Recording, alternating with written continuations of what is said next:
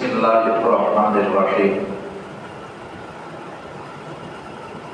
یا ایھا الذین آمنوا استعینوا بالصبر والصلاۃ آمنت باللہ صدق اللہ العظیم ان اللہ وملائکتہ یصلون علی النبی یا ایھا الذین آمنوا صلوا علیہ وسلموا تسلیما۔ پڑھ لیجیے سر احرار الصلاۃ والسلام علیک یا سیدی یا رسول اللہ، الصلاۃ والسلام علیک یا سیدی یا حبیب اللہ، الصلاۃ والسلام علیک یا سیدی یا جد الحسن والحسین، الصلاۃ والسلام علیک یا سیدی یا مکین قلوب المؤمنین، الصلاۃ والسلام علیک یا سیدی یا راحت العاشقین، الصلاۃ والسلام علیک یا سیدی یا محمد رسول اللہ صلی اللہ علیہ وسلم۔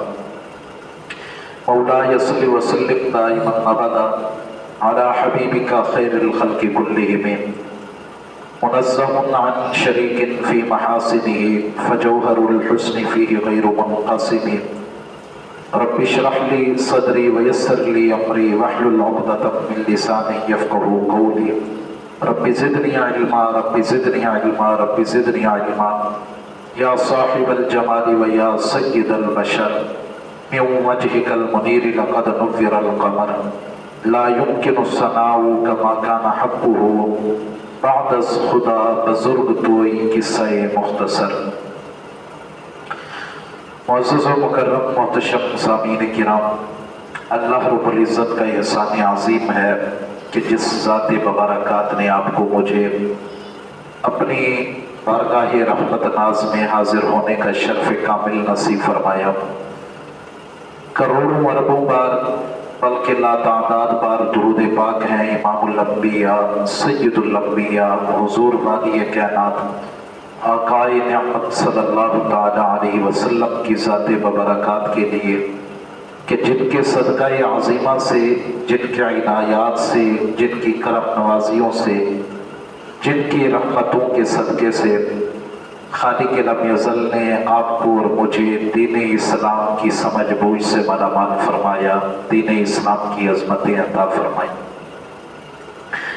برادران ذی وقار، میں نے آپ احباب کے سامنے ایک آیہ کریمہ کا ایک حصہ تلاوت کیا۔ آج کا میرا موضوع سخن جو ہے وہ ہے نماز جو ہم لوگ پڑھتے ہیں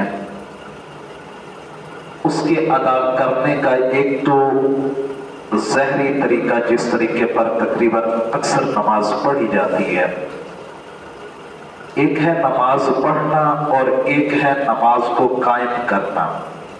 ان دونوں چیزوں کے اندر فرق کیا ہے اور نماز کو پڑھا کیسے جاتا ہے، نماز کو قائم کیسے کیا جاتا ہے، ان دو بنیادی باتوں پر میں نے آپ احباب کے سامنے گفتگو کرنی ہے کہ اللہ پاک نے بارہا قرآن مجید فرقان حمید کے اندر ارشاد فرمایا کہ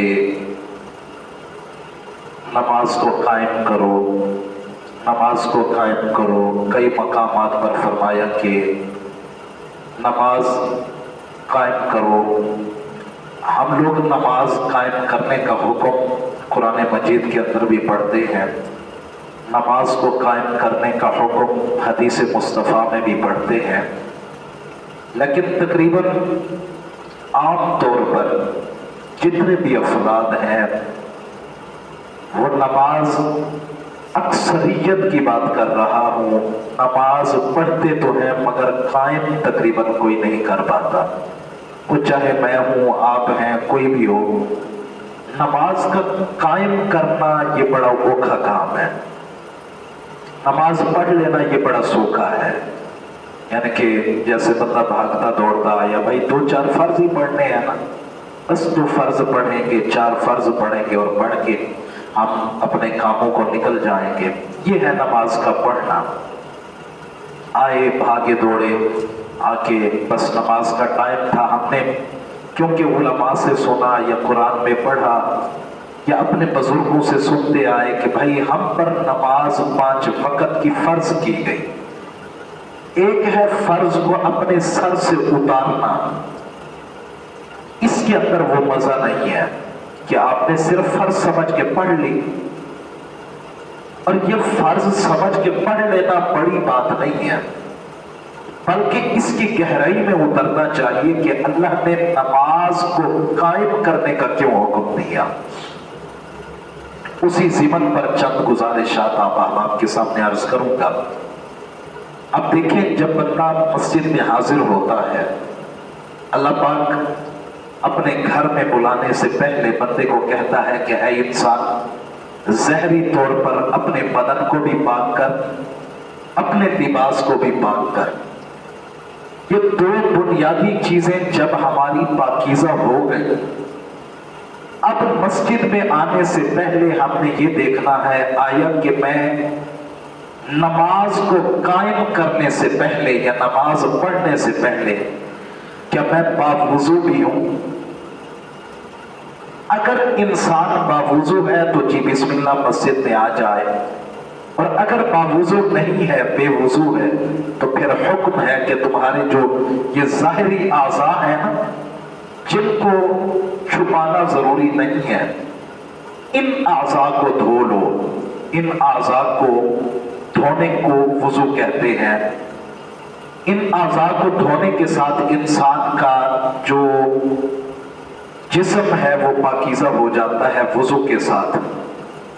اب باوضو ہو کے بندہ مسجد میں آتا ہے، اللہ حکم دیتا ہے کہ سبت کا تعین تم نے کرنا ہے، اور ایک بات امت مصطفیٰ کے لیے یہ ہے کہ اللہ فرماتا ہے وَجُعِلَتْ لِيَ الْأَرْضُ مَسْجِدًا وَطُهُورًا۔ پہلے نبیوں کے لیے یہ ضروری تھا، ان کی امتوں کے لیے، کہ جس مقام پر عبادت گاہ بنی ہوئی ہوتی تھی اس مقام پر ان کو جانا پڑتا تھا۔ لیکن امت مصطفیٰ کا یہ بھی ایک خاصہ ہے، اللہ فرماتا ہے وَجُعِلَتْ لِيَ الْأَرْضُ مَسْجِدًا وَطُهُورًا۔ تمام روئے زمین کو میں نے امت مصطفیٰ کے لیے مسجد کی طرح پاکیزہ کر دیا ہے، جہاں دل چاہے جب نماز کا وقت ہو جائے، جہاں جی چاہے تم نماز ادا کر سکتے ہو۔ اب حالت پاکیزگی اختیار کرنے کے بعد یہ تو حکم دیا اللہ نے کہ تم نے پاکیزہ ہونا ہے، لیکن جو معرفت کی بات ہے، وہ تقوی کی بات جو ہے وہ یہ ہے کہ ہم نے اللہ کی بارگاہ میں حاضر ہونے سے پہلے صرف بدن کو پاکیزہ نہیں کرنا یا لباس کو پاکیزہ نہیں کرنا، بلکہ اندر کی پلیدی کو بھی ہم نے دور کرنا ہے، اندر کی ناپاکی کو ختم کرنا ہے۔ اندر کی ناپاکی کیا ہے؟ کسی کا بغض اندر لے کے آئے بیٹھے ہیں، اور آئے کس کی بارگاہ میں کھڑے ہیں؟ جس کے لیے دل میں بغض ہے اس کے رب کے سامنے آئے کھڑے ہیں، جس کے لیے دل میں حسد ہے، جس کے لیے کینہ ہے، اس کے مالک کے سامنے آئے کھڑے اور نماز ادا کر رہے ہیں۔ یہ ہو گیا صرف نماز پڑھنا۔ نماز پڑھنا کوئی بڑی بات نہیں ہے، اللہ کہتا ہے میری بارگاہ میں آؤ تو نماز قائم کرنے کے لیے حاضر ہو۔ اور نماز قائم کیسے کی جائے گی؟ صرف بدن اور لباس کو پاکیزہ کرنا، سب سے پہلے اس من کی پلیدی کو دور کر۔ جب یہ پلیدی دور ہو جائے، اب اللہ کی بارگاہ میں بندہ کھڑا ہے، اللہ کی بارگاہ میں حاضر ہے، اور حاضر ہو کہ اب ہم سب سے پہلے نیت کرنے کے بعد کیا کرتے ہیں؟ ہاتھ ایسے اٹھاتے ہیں، یہ ہاتھ یہاں تک لاتے ہیں۔ آپ نے کبھی دیکھا ہے، اللہ معاف کرے، کہ جیسے بندہ کسی ایسے مقام پہ جائے نا، کہیں اللہ نہ کرے مجرم ہو اور سامنے فورسز موجود ہوں، اور وہ کہتے ہیں ہینڈز اپ، ہاتھوں کو بلند کرو، ہینڈز اپ ہو جاؤ۔ اب بندہ جو ہے نا اللہ کی بارگاہ میں بھی آیا کھڑا ہے، تو کیا کر رہا ہے؟ سب سے پہلے ہینڈز اپ ہو کے آیا کھڑا ہے، ہینڈز اپ، ہاتھوں کو بلند کر دیا۔ یعنی کہ یہ ہینڈز اپ کرنے کا مطلب کیا ہے؟ کہ دیکھو میرے ہاتھ میں کچھ نہیں ہے، میں تہی دامن ہوں، میں خالی ہاتھ ہوں، میں بالکل بے بس اور لاچار ہو چکا ہوں، میں کسی کا مقابلہ نہیں کر سکتا۔ اب اسی طرح بندہ اللہ کی بارگاہ میں ہینڈز اپ ہوتا ہے، اور اس طرح کانوں کو ہاتھ لگا کے کہتا ہے مولا میری اوقات نہیں ہے، میں کچھ بھی نہیں ہوں، میرا یہ دامن بھی خالی ہے، میری اوقات بھی کچھ نہیں ہے، بس میں تیرے سامنے حاضر ہوں، یہ ہینڈز اپ ہو کے۔ اچھا، اور سب سے بڑی بات، اس سے بھی آگے کی بات آپ کو کروں، انسان کے جو جس کو احساس کہتے ہیں نا، حس، یہ انسان کی 5 حصے ہیں، وہ بھی تقریباً جب بندہ یہ ایسے کرتا ہے نا، وہ بھی اسی مقام پر ہی موجود ہے۔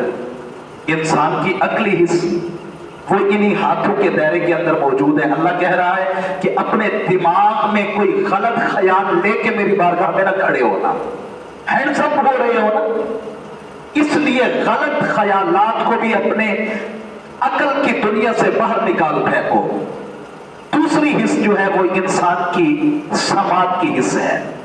اللہ فرما رہا ہے کہ اپنے کانوں کے اندر کسی کی غلط بات سننے کو بھی ختم کر دو، یہ عہد کر لو کہ مولا میں تیری بارگاہ میں آیا ہوں تو آج کے بعد تیرے کسی بندے کے بارے میں غلط بات سننا بھی میں گوارا نہیں کروں گا۔ یہ ہے دوسری حص۔ لیکن بندہ آیا کھڑے اللہ کی بارگاہ میں، اب اسی کے بندے کے بارے میں اس کا جو ہے نا وہ ہے کہ بھائی بس مسجد سے باہر نکل کے نا میں نے فلانے بندے کی بات سننی ہے، اس سے پوچھنا ہے ہاں بھائی فلانے کے بارے میں تیری رائے کیا ہے۔ عقل کے بارے میں کہتا چلو، بندہ سوچ رہا ہے کھڑا نماز میں ہے، کھڑا اللہ کی بارگاہ میں ہے، اور سوچ رہا ہے کہ یار فلانا کتنا برا ہے، فلانا کتنا گندا ہے، گناہوں کا پلندہ ہے، یہ سوچ رہا ہے، اور کھڑا کہاں ہے؟ اسی کے رب کی بارگاہ میں۔ اب ماں کے لیے جو ہے، ماں کے لیے تو سارے بچے برابر ہوتے ہیں، ایک آنکھ کی طرح ہوتے ہیں، اور اسی طرح اللہ ہمارا رب ہے۔ وہ ذات کیسے چاہے گی کہ تو آیا کھڑے میری بارگاہ میں اور میرے بندے کے بارے میں تو غلط خیالات لے کے کھڑا ہے؟ اس لیے اللہ فرما رہا ہے جب یہ ہینڈز اپ ہونا، حقیقت میں ہینڈز اپ ہونا چاہیے، یہ نہیں کہ صرف ظاہری طور پہ کہہ دیا مولا میں بالکل تہی دامن ہوں، میرے ہاتھ میں کچھ نہیں، لیکن اصل جو ان دونوں ہاتھوں کے درمیان تیرے قوی ہیں، تیرے یہ قوا جو ہے، ان کے اندر تو نے غلط خیالات کو رکھا ہوا ہے۔ اب یہ عقلی حص جو ہے، اس سے تو نے لوگوں کے بارے میں غلط خیالات، غلط تصورات کو پہلے نکال کے باہر پھینکنا ہے۔ وضو جو ہے وہ صرف یہ نہیں کہ ہاتھوں کو دھو لو، وضو صرف یہ نہیں کہ آپ صرف اپنے چہرے کو دھو لو، وضو صرف یہ نہیں بازوؤں کو دھو لو، وضو صرف یہ نہیں کہ اپنے پاؤں کو دھو لو، سر کا مسح کر لو، بلکہ فرمایا وضو ایک یہ بھی ہے کہ اپنے دماغ کا بھی وضو کرو۔ جب تک دماغ کا وضو نہیں ہوگا نماز قائم نہیں ہو پائے گی، جب تک کانوں کا وضو نہیں ہوگا تب تک نماز قائم نہیں ہو پائے گی۔ البتہ نماز پڑھ ضرور لیں گے، میں پہلے عرض کر چکا ہوں، پڑھنا اور ہے، قائم کرنا اور ہے۔ اب ہم نماز پڑھنے کے لیے تو آتے ہیں، لیکن قائم کرنا بڑا اوکھا کام ہے۔ قائم کرنا جو ہے نا یہ اللہ والوں کا کام ہے، یہ ضروری ہے، اس کے لیے اپنے آپ کو پاکیزہ کریں۔ اب کانوں سے ہم کسی کی غیبت نہیں سنیں، یہ کانوں کا وضو ہے، یہ کانوں کی پاکیزگی ہے۔ اسی طرح میری آنکھیں ہیں، یہ دیکھنے کی حص ہے، یہ بھی اسی درمیان میں آ گیا، کہا اپنی آنکھوں کی حفاظت کرو، کسی کی عزت کو نہ توڑو۔ یہ آنکھوں کا وضو ہے، یہ نہیں کہ صرف آپ نے ہاتھ پیر منہ دھو لیے اور آپ نے کہا میں پاکیزہ ہو گیا اب نماز پڑھنے چلا جا رہا ہوں، نہیں فرمایا، بلکہ اپنے پورے من کو دھو، اپنی پلیدی کو ختم کرو۔ جب یہ ختم ہو جائے اس کے بعد اب تم نماز قائم کرنے کے لیے حاضر ہو سکتے ہو۔ ہم نے نماز تو پڑھنے کے لیے آ گئے، لیکن ہمارے نگاہوں سے، ہمارے تصورات سے جو ہے وہ گناہوں کا خیال ہی نہ اترا۔ بتائیں ایسی نماز کیا پڑھیں گے؟ اور ایسی نماز قائم کرنے کا فائدہ ہی کیا ہوا؟ وہ نماز قائم کرنا نہ ہوا بلکہ وہ نماز ادا کرنا ہوا۔ صرف اور صرف ہم نے نماز ادا کر لی، نماز پڑھ لیجیے۔ اب انسان کی زبان بھی اسی جگہ پر موجود ہے۔ اب انسان اللہ کی بارگاہ میں کھڑا ہے، یہ سارے کے سارے اعضاء یہاں پر موجود ہیں، اور بندہ ہاتھوں کو بلند کر کے در حقیقت تو یہ کہہ رہا ہے کہ مولا میرے ہاتھ کھڑے ہیں، میں تہی دامن ہوں، میرے بس میں کچھ نہیں، میں نے ہاتھوں کو بلند کر دیا۔ کہ میں بالکل خالی دامن آیا کھڑا ہوں، اب تو نے ہی مجھے عطا کرنا ہے۔ لیکن بندہ یہاں پر کھڑا ہے اور اس کا نہ ذہن پاک ہے، نہ سوچ پاک ہے، نہ سماعت پاک ہے، نہ اس کی نگاہوں کی حفاظت ہے، نہ زبان کی حفاظت ہے۔ زبان سے وہ کسی کو گالیاں دیتا ہے، کسی کے ساتھ غلط گفتگو کرتا ہے، بات جو کرتا ہے اگلے کے دل کو چھلنی کر کے رکھ دیتا ہے۔ گفتگو کرتا ہے تو اگلا بندہ اس کی گفتگو کو سن کے کہتا ہے یار کاش کہ تیرے ساتھ میری ملاقات ہی نہ ہوئی ہوتی۔ ایسے عالم کے اندر بھی نماز قائم نہیں ہو پائے گی۔ نماز قائم کرنے کے لیے ضروری ہے ان اعضاء کا وضو کریں۔ صرف یہ نہیں ہاتھ پیر منہ دھو کے آ جائیں اور کہیں ہم باوضو ہیں، بلکہ باوضو اس چیز کو بھی کہتے ہیں کہ اندر کے مائل کو ختم کریں، اندر کی پلیدی کو ختم کریں۔ اور میں عرض کرتا چلوں کہ جب بندہ آتا ہے نا نماز پڑھنے کے لیے، نماز ادا کرنا قائم کرنا الگ ہے، نماز پڑھنا الگ ہے۔ کیوں کہہ رہا ہوں؟ اس لیے کہ بعض اوقات یہ بھی ہوتا ہے کہ پہلی صفوں میں بیٹھے ہوئے نمازی ایسے ہوتے ہیں، انتہائی معذرت کے ساتھ کہ میں آپ کو نامزد نہیں کر رہا لیکن حقیقت حال کی بات کر رہا ہوں۔ بعض اوقات یہ ہوتا ہے کہ پہلی صف میں بیٹھا ہوا نمازی جو ہے نا وہ کسی کا دل توڑ کے آیا بیٹھا ہوتا ہے اور پڑھنے آیا بیٹھا ہے نماز، پہلی صف کا نمازی ہے، تکبیر اولا کے ساتھ وہ کہتا ہے میری نماز اتنے سال ہو گئے آج تک چکی ہی نہیں، لیکن کسی کی محبت کو قضا کر کے آیا بیٹھا ہے، ایسی نماز کا کیا فائدہ بھائی؟ اصل تو یہ ہے کہ کسی کے دل میں اپنی جگہ بنانا، اصل تو یہ ہے کہ کسی سے محبت کے دو بول بولنا۔ آپ یہاں نماز پڑھنے آئے بیٹھے ہیں لیکن کوئی بندہ آپ سے روٹھا ہوا ہے، بتائیں ایسی نماز کا کیا فائدہ؟ سرکار دو عالم صلی اللہ علیہ وسلم نے ارشاد فرمایا اللہ اپنے حقوق بھی چاہے گا تو معاف کر دے گا قیامت والے دن، لیکن اس کے بندوں کے اگر حقوق تلف کر کے آئے ہو تو جب تک اس کے بندے تمہیں معاف نہیں کریں گے تو اللہ چاہ کر بھی تمہارے اس گناہ کو معاف نہیں فرمائے گا، کیونکہ سب سے بڑا حق جو ہے وہ بندے کا ایک دوسرے کے ساتھ کے معاملات ہیں۔ وہ تو کریم ذات ہے، وہ تو سخی ذات ہے، وہ جب چاہے وہ معاف کر دے گی۔ بلکہ حدیث پاک میں سینکڑوں مقامات پر ایسے الفاظ پڑھنے کو ملتے ہیں، حدیث کی دنیا اٹھائے اللہ فرماتا ہے، حدیث پاک میں ایک پڑھ رہا تھا، فرمایا کہ قیامت والے دن ایک شخص آئے گا اللہ کی بارگاہ میں، اور جب اس کے نامہ اعمال کو تولا جائے گا، میزان عدل پر اس کے نامہ اعمال تولے جائیں گے، صرف ایک نیکی کی کمی رہ جائے گی۔ توجہ ہے آپ احباب، صرف ایک نیکی کی کمی رہ جائے گی۔ اللہ فرمائے گا جا ایک نیکی ڈھونڈ کے لا، مولا یہاں تو کوئی کسی کا نہیں ہے، کون میرے کام آئے گا؟ اللہ فرمائے گا اتنا بڑا میدان محشر سجا ہے، کہیں تو کوئی تجھے مل جائے گا، جا ماں باپ سے پتہ کر، بہن بھائیوں سے پتہ کر، دوستوں سے پتہ کر۔ اب یہ بندہ پہنچے گا میدان محشر میں، جا کے اپنے ماں باپ سے کہے گا، لیکن رب کا قرآن کہتا ہے یوم یفر المرء من اخیہ وامہ وابیہ وصاحبتہ وبنیہ، بھائی بھائی سے دور بھاگیں گے، ماں باپ بچوں سے دور بھاگیں گے، دوست رشتہ دار ایک دوسرے سے دور بھاگیں گے، کوئی کسی کے کام نہیں آئے گا۔ کون ہے یہاں پر جو ایک نیکی بھی دے دے؟ یہ ماں سے کہے گا اماں دنیا میں اتنی محبت کرتی تھی، آج ایک ہی نیکی کی کمی رہ گئی ہے، دے دے نا مہربانی کر۔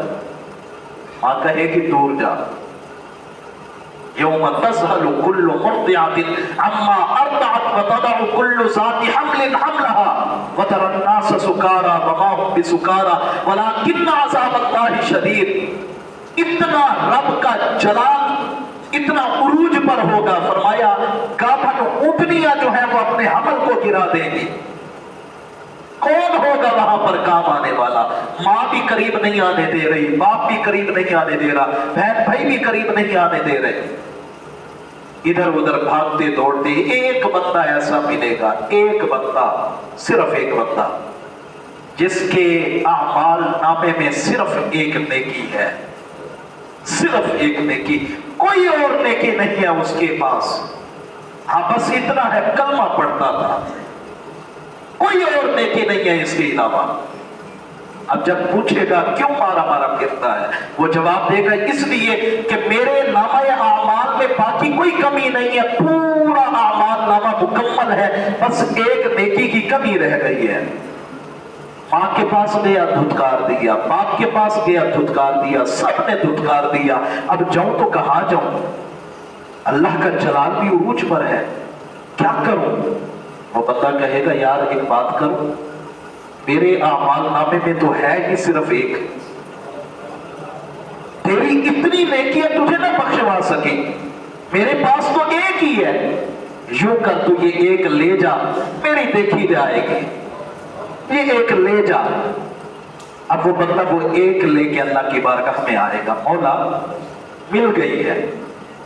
अब अल्लाह तो जानता है ना, लेकिन वो जात खुद फरमाएगी, अल्लाह फरमाएगा बता इस नफ्सा नफ्सी के आलम के अंदर जहां कोई किसी का नहीं है, कौन है ऐसा सखी जिसने एक नेकी तुझे दे दी। वो कहेगा या अल्लाह वो ऐसा है, वो कहता है मेरे पास तो है ही एक, तू तो अपना काम निकाल, मेरी देखी जाएगी। अल्लाह फरमाएगा जाओ उसको बुला के ले आ, उसको भी बुलाया जाएगा। अच्छा तू इतना बड़ा सखी है, सखावत तो ये मेरी सिफत है, सखावत तो मेरी सिफत है, मेरी सिफत खास है, और तू इतना बड़ा सखी है कि तूने इस नफ्सा नफ्सी के आलम के अंदर अपने मुसलमान भाई को अपनी एक नेकी ही दे दी, जबकि तेरे पास थी ही एक। वो बंदा अर्ज करेगा मौला एक जो थी वो किस काम की थी, मैंने सोचा इसका तो काम बने ना। अल्लाह फरमाएगा जब तू इतना बड़ा सखी हो सकता है कि एक थी तूने वो भी लुटा दी मेरे बंदे पर, तो फिर मैं तो तुझसे भी बड़ा सखी हूं, कायनात की सबसे बड़ी सखावत मेरे पास है। इसलिए अगर तूने सखावत की है तो फिर मेरी सखावत यह है कि तू भी इसके साथ जन्नत में चला जा, तू भी जा। अब उस आलम के अंदर जहां अल्लाह तो सबको माफ करने पर कादिर है, लेकिन अल्लाह किसी बंदे के हुकूक को माफ नहीं करेगा। मैंने हदीस पाक में एक मकाम पे पढ़ा और एक दफा मैं तो दहल गया कि यार हम कहां खड़े हैं।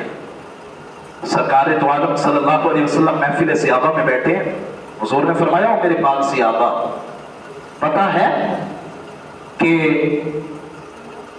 सबसे बड़ा मैदान महशर में फकीर कौन होगा। सहाबा ने अपने अपने तौर पे जवाबात दिए, फलाना फलाना फलाना, लेकिन हुजूर ने फरमाया नहीं, मेरी नजर से अगर पूछते हो, मेरी जात से पूछते हो तो फिर आओ मैं तुम्हें बताऊं। सहाबा ने कहा हुजूर जो सबसे बड़ा गुनाहगार होगा वो होगा, जो बदकार होगा वो होगा फकीर, वो मुफलिस होगा। लेकिन हुजूर ने सबकी बात को रद्द कर दिया। हुजूर फिर कौन होगा? कौनैन के वाली ने फरमाया कि मेरी निगाहे रहमत से, मेरी जात से अगर पूछते हो तो सबसे बड़ा मुफलिस मैदान महशर में वो होगा जिसके पास नामाए आमाल के पहाड़ होंगे। नामाए आमाल इतना होगा कि उसको अपने आमाल नामे पर इतना नाज होगा, इतना फख्र होगा कि वो सोचेगा कि आज के दिन तो बख्शिश से मुझे कोई चीज रोक ही नहीं सकती। रोजों का अंबार, नमाज का अंबार, कुरान पढ़ने का अंबार, दीनदारी का अंबार। लेकिन जब अल्लाह की बारगाह में लाया जाएगा, आमाल नामा तुलेगा। अब आमाल नामा इतना भारी है, उसका इतना भारी है कि वो उस पर फख्र करने लगेगा। इतने में एक बंदा आएगा, मौला दुनिया के अंदर इसने मुझे गाली दी थी, क्या करें? अल्लाह फरमाएगा इसकी नेकियों से लोग उसके नामाए अमाल में डाल दो। दूसरा आएगा, मौला इसने मुझे दुनिया के अंदर धुतकारा था, बुरा भला कहा था, अल्लाह कहेगा इससे लोग उसके नामाए अमाल में। या अल्लाह इसने मेरा फला मकाम पर मजाक उड़ाया था। आमतौर पे दोस्त एक दूसरे का मजाक उड़ा देते हैं, बातों बातों में ऐसा कलेजा छलनी करते हैं कि अगला तंग रह जाता है कि यार मैंने इसका बिगाड़ा क्या था। और होता क्या है कि हम समझते हैं कि कुछ नहीं है, नॉर्मल बात है, लेकिन अल्लाह फरमाएगा कि इसके नामाए अमाल से लो और उस बंदे के नामाए अमाल में डाल दो।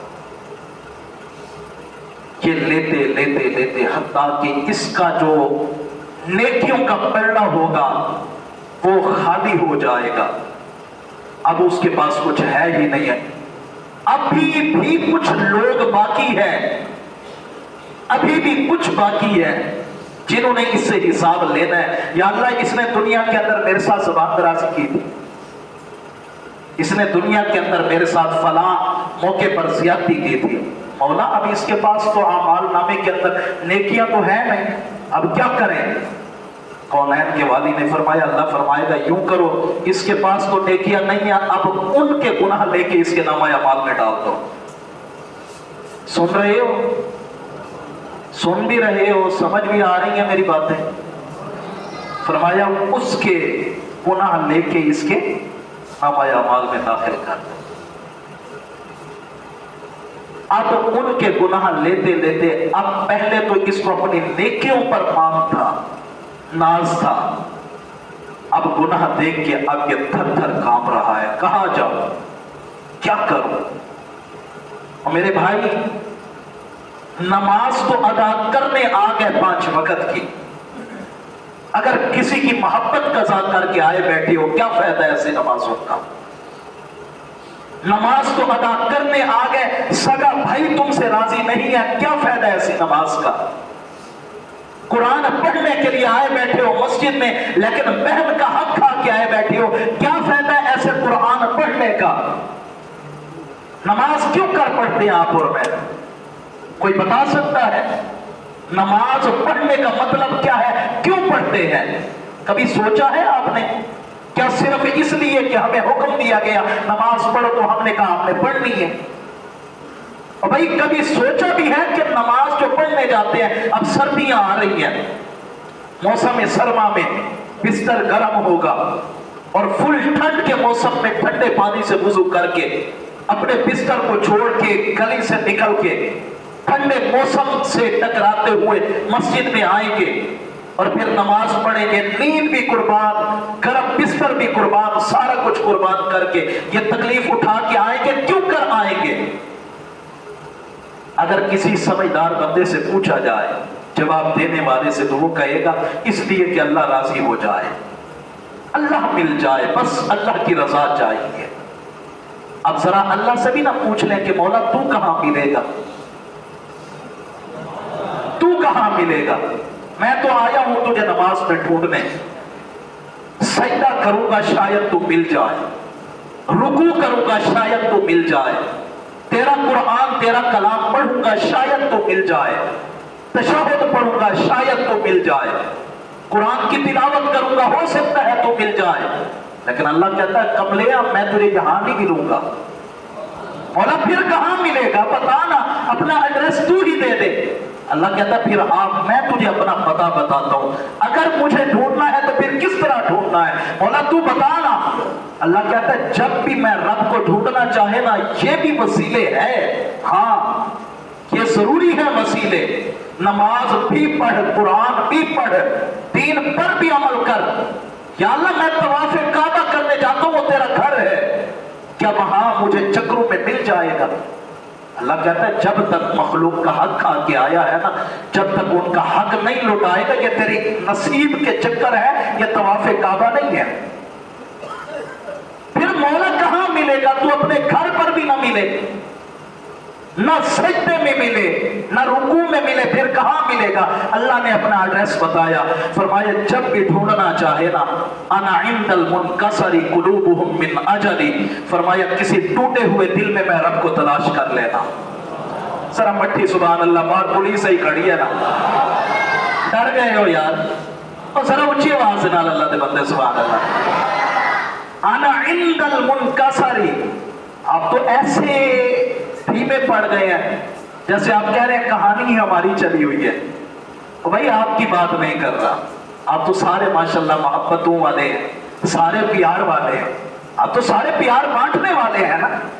اللہ کہہ رہا ہے مجھے ڈھونڈنا ہے نا، انا عند المنکسر قلوبہم من اجلی، کسی ٹوٹے ہوئے دل میں تلاش کر، میں تجھے وہاں پر ملوں گا۔ ضروری ہے اس کے لیے کسی کی محبت قضا نہ کرے۔ अगर भाई रूठा हुआ है जाके उससे माफी मांगे, बहन रूठी हुई है जाके उससे माफी तलब करें। क्या फायदा है ऐसे नमाजों का, ऐसे कुरान का कि अपने ही आप से रूठे बैठे। हुजूर का तरीका कार क्या था? हुजूर के पास, सरकार दो आलम के पास, हमारे पास अच्छा होता क्या है? झगड़ों का मेयार क्या है? भाई इसने जो है ना मुझे फला मौके पर गाली दी थी। झगड़े का मेयार क्या है? और भाई इसने जो है ना मेरी जमीन का एक छोटा सा एक हिस्सा जो है ना मार लिया है, इसलिए मैं इससे बोलने पर तैयार नहीं हूं, मर्जी खत्म कर देते हैं। लेकिन जरा सोचे, हुजूर के पास हुजूर के चचा अमीर हमजा का कातिल आया बैठा है। हुजूर मेरे लिए भी कोई रास्ता है?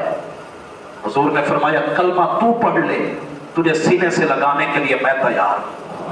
जरा ऊंचे आवाज से कलमा तो पढ़ना एक दफा। और देखो यहां पर वहशी, हजरत वहशी भी मौजूद है, यहां पर हजरत हिंदा भी मौजूद है, आए बैठे हैं। हुजूर बताए ना। और ये हजरत हिंदा वो है जिसने हजरत अमीर हमजा हुजूर के चचा जान को शहीद करवाया, कत्ल करवाया, और करवाने के बाद आपके कान, नाक, जुबान, ये सारा कुछ काट के इसका हार बना के अपने गले के अंदर डाला था। सहाबा कहते हैं हमने पूरी हुजूर की हयात तय्यबा में हुजूर को इस अंदाज में रोते हुए नहीं देखा जिस अंदाज में हजरत अमीर हमजा को देखकर हुजूर रोए थे। लेकिन वो हिंदा भी आई ना, हुजूर ने फरमाया बस कलमा पढ़ ले, बस कलमा पढ़ ले, तेरे सारे जुर्म माफ हो जाएंगे। कलमा तू पढ़ ले, कयामत वाले दिन मेरे सहाबा की जमात में तू शामिल होगी, मेरी सहाबियात की जमात में शामिल होकर जन्नत की वारिस तू बनेगी। हुजूर मुआफ इस तरह किया करते थे। और जब मक्का फतह हुआ, वो सारे के सारे दुश्मन, वो सारे के सारे खड़े हैं, कतारें बना के सर झुके हुए हैं। बस आज के दिन हमारी खैर नहीं है, आज के दिन हमें नहीं मुआफ किया जाएगा। और मुअर्रिखीन के कलम भी रो पड़े। वो कहते हैं कि जितने बड़े बड़े बादशाह अपने मफतूआ इलाकों में आते ना, और जब वहां आके ठहरते या अपनी सवारी पर आते तो उनके सर, उनकी गर्दनें अकड़ी हुई होती कि हम मफतूहा इलाकों में जा रहे हैं।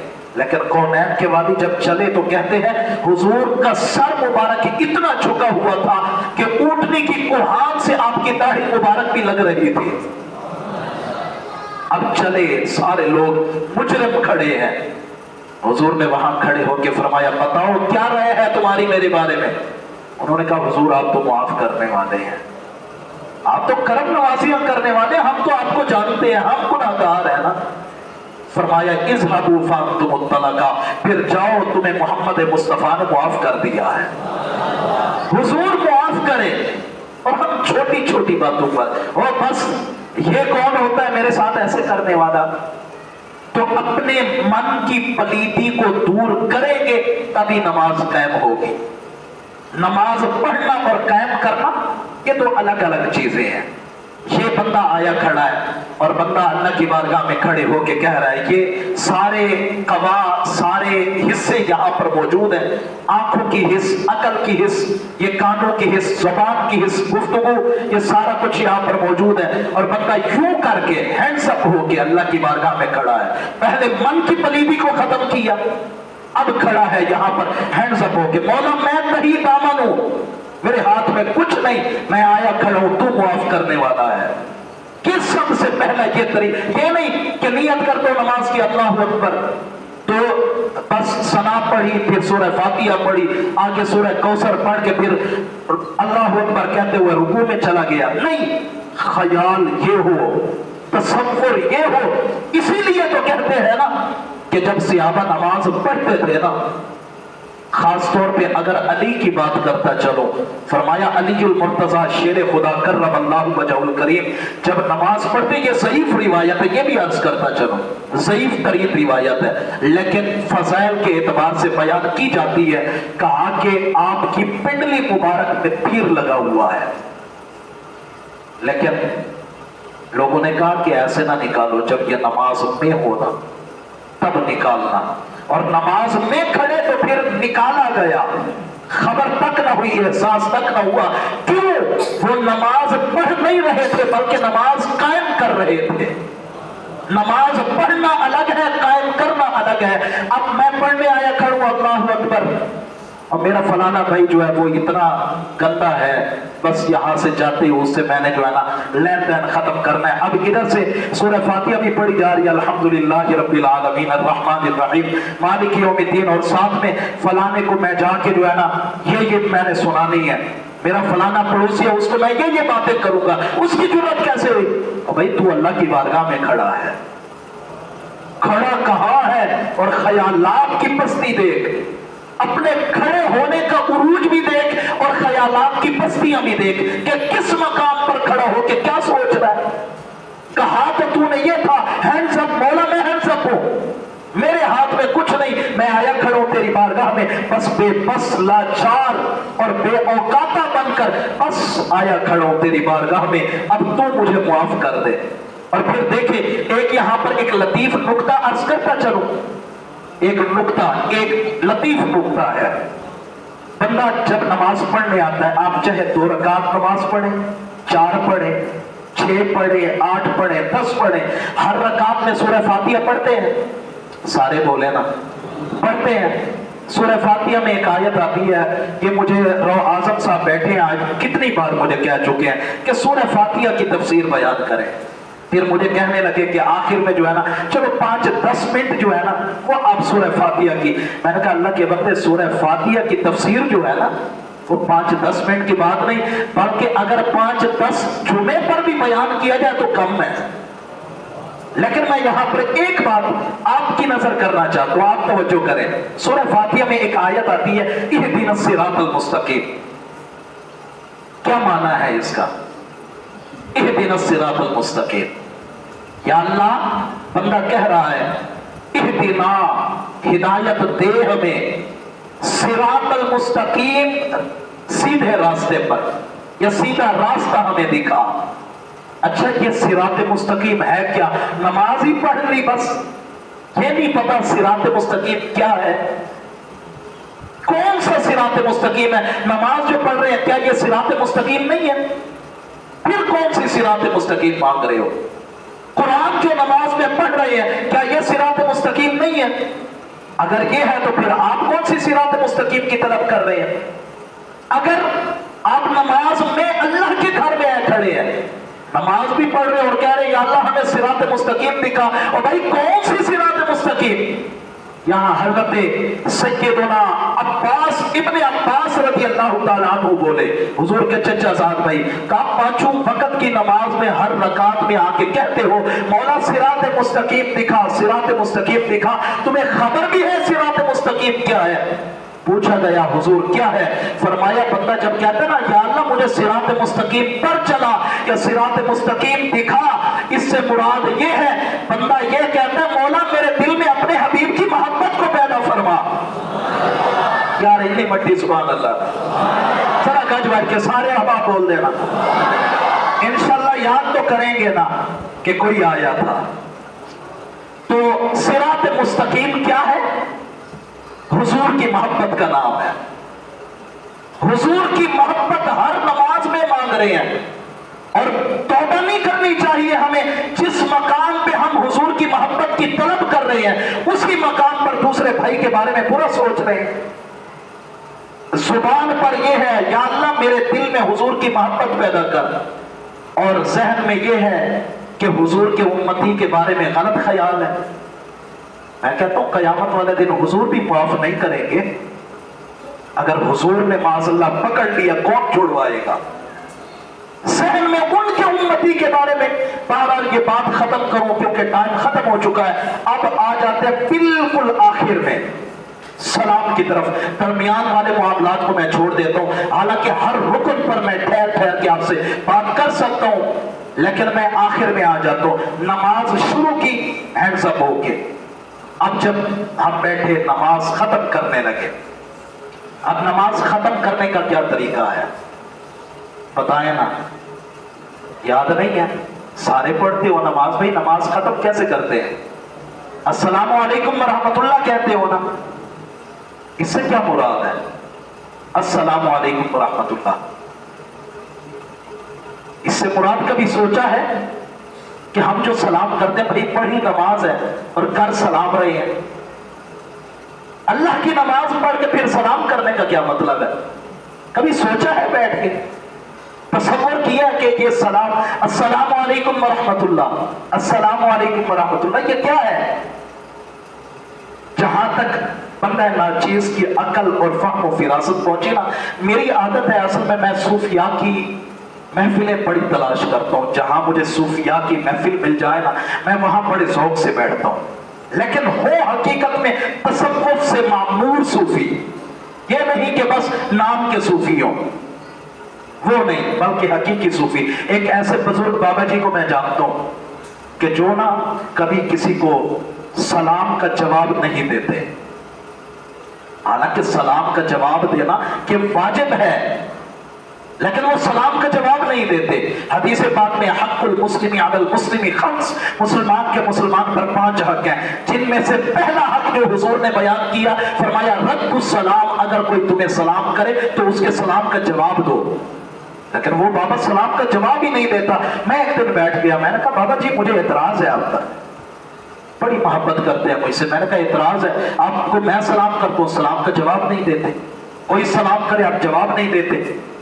میں نے پھر حدیث سنائی، اس نے کہا مفتی صاحب آپ مفتی ہیں، کتابوں والی باتیں تو آپ کر جانتے ہیں، لیکن آؤ تھوڑی سی میں آپ کو بزرگوں کی بات نہ کر دوں۔ میں نے کہا جی کریں۔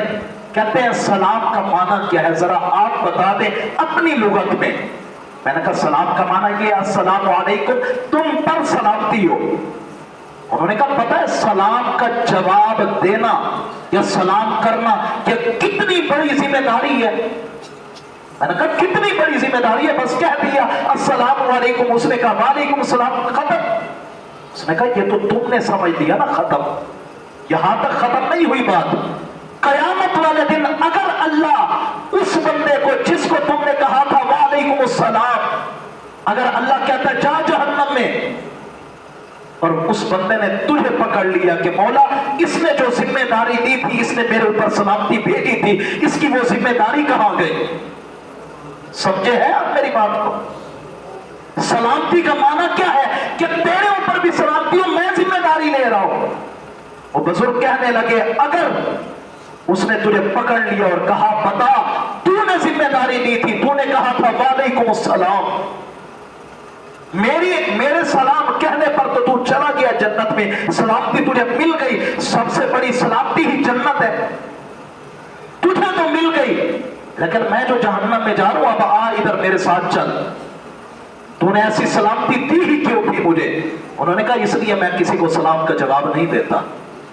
میں حیرت میں پڑ گیا، میں نے کہا اتنی بھی آگے کی گہرائی کی باتیں ہوتی ہیں، لیکن بہرحال میں بات کو ختم کروں۔ سلام جو کرتے ہیں السلام علیکم ورحمۃ اللہ، السلام علیکم، یہ نماز سے نکل گئے، لیکن کہ نماز سے نکلنے کا یہ طریقہ اللہ نے کیوں منتخب کیا؟ یہ باتیں آپ کو سمجھ آ گئی نا کہ ہم نے جب نیت کی تو کیوں کر کی اور کیسے کی؟ اب آگے آخر میں کہ ہم اب سلام کر رہے ہیں السلام علیکم، اس طرف ہم نے سلام پھیرا، اب اس سے مراد کیا ہے السلام علیکم ورحمۃ اللہ، کیونکہ میں اس طرف منہ کر کے بیٹھوں میری سیدھی سائڈ یہ ہوتی ہے، اس لیے میں آپ کو سمجھانے کے لیے عرض کر رہا ہوں۔ اب میں نے کہا کیوں بیٹھا ہوں، وَلِلْمُؤْمِنِينَ يَوْمَ يَقُومُ الْحِسَابُ، السلام علیکم ورحمۃ اللہ، مطلب یہ ہے کہ مولا اب میں تیری بارگاہ سے اس طرح اٹھ کے جا رہا ہوں، میں یہ وعدہ کر رہا ہوں کہ میرے اس طرف جتنے ہیں وہ بھی میری طرف سے سلامتی میں آ گئے۔ انی مٹھی سبحان اللہ جچنی دے نہیں نا، اس طرف والے بھی سلامتی میں آ گئے، السلام علیکم ورحمۃ اللہ، مولا اس طرف والے بھی سلامتی میں، میں ان کے بارے میں غلط خیال نہیں کروں گا۔ لیکن حیرت کی بات نہیں، میں کہتا ہوں السلام علیکم ورحمۃ اللہ زبان سے، لیکن ادھر بیٹھا میرا ایسا جس سے میری بنتی نہیں، نماز پڑھ لینے دے پھر ویکتے رہنا کرنا کیا ہوتا ہے نا، ایسے کرتے ہیں کہ نہیں کرتے؟ ادھر سلام پھیرا، میں زبان سے تو اللہ سے وعدہ کر رہا ہوں، سوچے ذرا، ایک جج سے آپ وعدہ کر کے آئے، ایک وکیل سے، جج سے، یا کسی علاقے کے یہاں پر پچھلے دنوں آئے ہوئے تھے آپ کی مسجد میں ڈی پی او صاحب یا کمشنر صاحب ہے بیٹھے تھے، اور جب ان سے باتیں چل رہی تھی، وعدے معاہدے ہو رہے تھے، اب ایک بندے نے وعدہ کر دیا، وہ بڑے یعنی کہ افسرانہ ٹھاٹ بات سے وہ حکم دے رہے تھے یہ کرنا ہے وہ کرنا ہے، اور سارے کہہ رہے تھے جی سر جی سر۔ اگر حکم دینے کے بعد بھی اگلا بندہ ان کے حکم کو ٹال دے، ٹال سکتے ہو؟ بتاؤ نا، وعدہ کرنے کے بعد بھی ٹال رہے ہو، افسر پکڑوا نہیں لے گا، پٹھا نہیں ٹانگ دے گا پھر؟ اس لیے اس ڈر کے مارے ہم افسر سے جو وعدہ کرتے ہیں اس پر پورا اترتے ہیں، لیکن اللہ سے کہہ رہے ہیں السلام علیکم ورحمۃ اللہ، مولا یہ سلامتی میں، لیکن ساتھ میں تو نکل باہر مسجد تو پھر بے کپڑا ہے۔ مطلب یہ ہے کہ اللہ سے وعدہ بھی کر رہے ہیں اور ساتھ میں دو نمبری من ہی من میں چل رہی ہے۔ اس کا مطلب یہ نماز پڑھی تو ہے لیکن قائم نہیں کی۔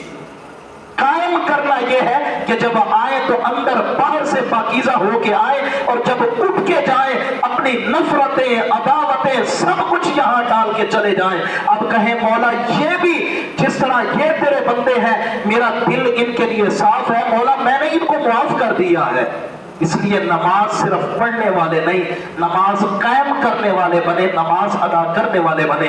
اللہ میری آپ سب کی حاضری اپنی بارگاہ رحمت میں قبول اور منظور فرمائے، آمین ثم آمین، وآخر دعوانا ان الحمد للہ رب العالمین۔